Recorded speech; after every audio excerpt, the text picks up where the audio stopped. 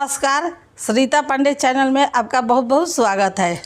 जटा खोलू महादेव, जटा लाइब तेल हो। जटा खोलू महादेव, जटा लाइब तेल हो।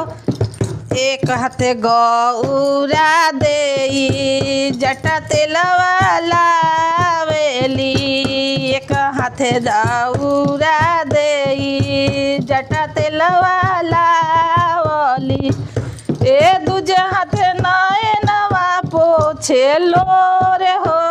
जटा खोलू महादेव, जटा लाइब तेल हो।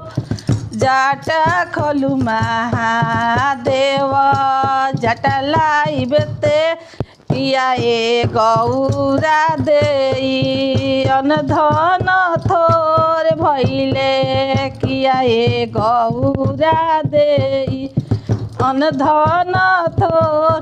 ए किया तोहर नैहर बसे दूर हो।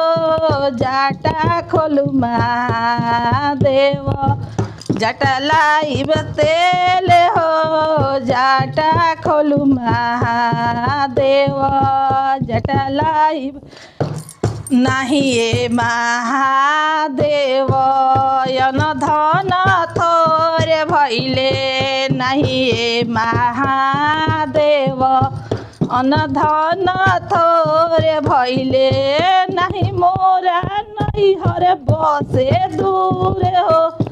जटा खोलू महादेव, जटा लाइब तेल हो।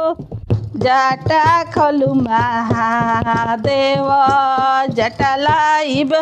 एक में गणपति पूता, नीचे उठी मांगे लड्डू। एक गणपति पूता, नीचे उठ मांगे लड्डू। एही से मनमा बाटे ठोर हो। जटा खोलू महादेव, जटा लाइब तेल हो। जटा खोलू महादेव, जटा लाइब तेल हो। जटा खोलू महादेव, जटा लाइब तेल।